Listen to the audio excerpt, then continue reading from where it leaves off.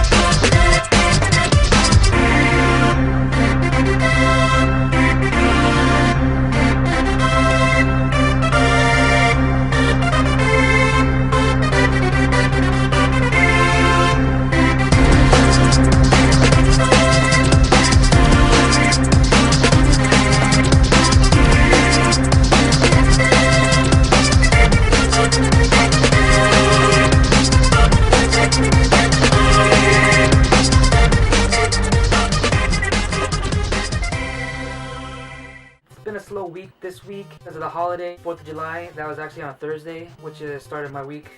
Thursday night flea market. I drove by and there was only like 3 vendors there, and I don't think any of them was selling any video games. Friday, I actually visited a pawn shop and I purchased something for around 60 bucks, which I will show you last. First, I was actually digging in my living room in the house, and I actually found a couple things. Got this bad boy, Sega Game Gear.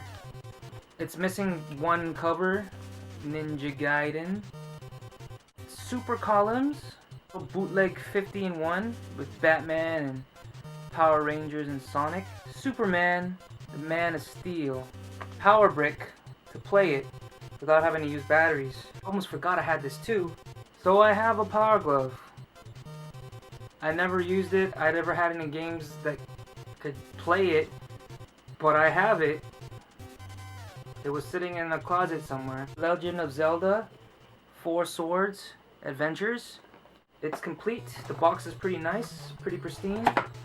Game and manual, as well as the connector for the Game Boy. And finally, the piece de resistance. I always say that for every last game or thing that I showed. But after I shipped some games to the post office, there was a pawn shop nearby. And I stopped by, and they were having an electronic sale, so anything electronic, game, whatever, was 20% off. And this one was sitting there, and it was listed as $79.99, but I got it for $63.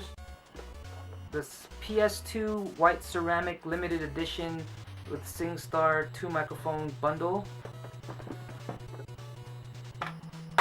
SingStar complete, no scratches. The little adapter for the microphones, manual for the microphone book, the 2 microphones. These things are pretty heavy.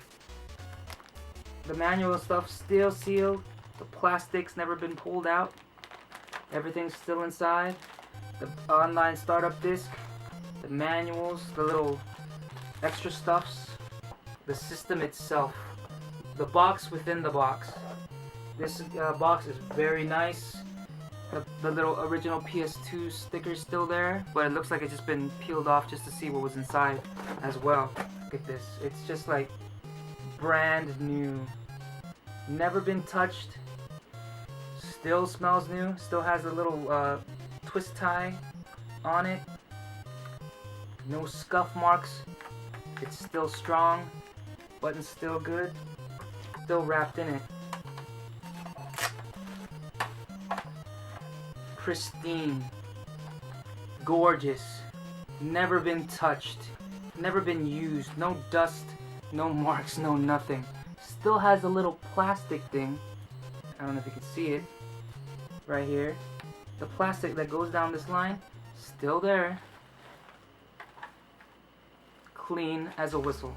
$60 seems like a pretty, normal price. Any eBay buyer looking to score would pay for. But I hardly see a white PS2 ceramic limited edition complete in box with controller and games and microphone and everything. I never see it complete on this island ever. In the wild. I don't know if you consider a pawn shop wild. A little side note, a little exciting news for me. If you don't know already, I work at Cold Stone Creamery on Guam. I've been working for a long time. I had a Cold Stone Creamery Cup submission, and what it was is basically you want to show your tricks and stuff. Have you ever been to a Cold Stone? We make stuff, we sing, we do dances and whatever. Every store nominates one person to, represent their store. It's almost like Hunger Games, sectors, Cold Stone sectors. It's called the Creamery Cup. Just for fun, I just sent in a video, because you send a video if you're nominated by your store, and I was the only one that actually volunteered, so whatever, I was automatically given that. I sent in a video of, my tricks and stuff, and I was actually chosen. Yay me. The top 12 out of everyone who have submitted, the top 12 that they choose is going to come to their headquarters and perform and do some tests and stuff to see who is number one, who is numero uno, who's the best in the nation. And what that person is going to do is going to travel to Japan and compete with the best of Asia. So it's like superpowers of Cold Stone colliding and seeing who's the best of the best. Like I said, I got selected as the top 12, surprisingly. And also, my other coworker at the other store, there's 2 stores on my island, actually got nominated, selected too. So there's 2 Guam boys out of 12 nationwide that's going to represent Cold Stone, which is great. On top of that, a former Cold Stone worker that used to work here with me went to the States, is working at a Cold Stone there, and they got selected to. So 3 out of 12 of the entire US of A, including Hawaii, including Alaska, got selected to compete to become the number 1 Cold Stone person in the world, basically. It may not be a big deal for you, but it's a big deal for me because I get a free trip to Arizona, where the headquarters is. Free! Just for submitting a video, just for fun. That's awesome. It may not be awesome to you. It's like, oh, why do I want to go to Arizona? It's so hot there. But you don't know the difference between where I live and where you live. You probably live in the States, and a ticket to Arizona may cost you only like, I don't know, $100, $200, $300. But from where I live, if you look it up, let's say here's Hawaii, here's the US over here, Guam is over here next to Philippines and Japan, okay? Hawaii here, Guam here. You know how much it's gonna cost me to actually go to Arizona just for the amount of time that I'm actually gonna spend there? $1,600 to me just for submitting a video. I think it's awesome. And the first thought when I found out that I actually made it was, man, I'm gonna visit some thrift shops, some pawn shops, some yard sales or whatever, flea markets. I'm gonna go hunting somewhere else, because it's kind of hard to hunt on this island because it's so small.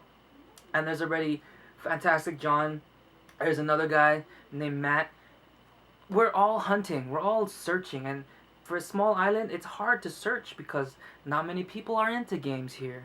There's not a very wide selection of stores to go to. Thrift shops, we only have 1 Salvation Army and 2 locally owned thrift shops. We don't have those half and half books or half price books or play and trade or things like that. We don't have that here, so it's kind of hard to find games here. So I have a chance to go to the States for free and just have fun, basically. The only downside is it's only a 3-day affair. So basically, you get there, the next day you compete, the top 12, and if you make it to the top 6, you compete the next day, and at the middle of that day, or at nighttime or whatever, if you make it or whatever, or if you make it, if you don't, it doesn't matter, you go back home. So that's only 3 days I'm there. So my boss, my manager, is trying to be cool about it and says, hey, he's going to try to ask Cold Stone headquarters if we could stay at least an extra 3 days. That way it make it like a week or something. Just to, go explore and make this trip worth it, $1,600 doesn't come like that to me or to you or whatever. So yeah, I'm excited.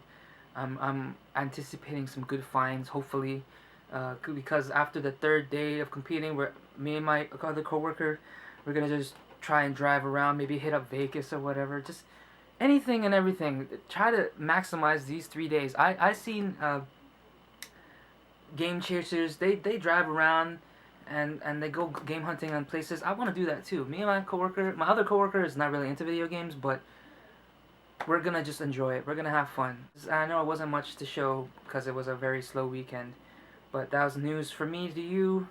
And yeah, keep on digging, keep on hunting, and I'll see you on the flip side.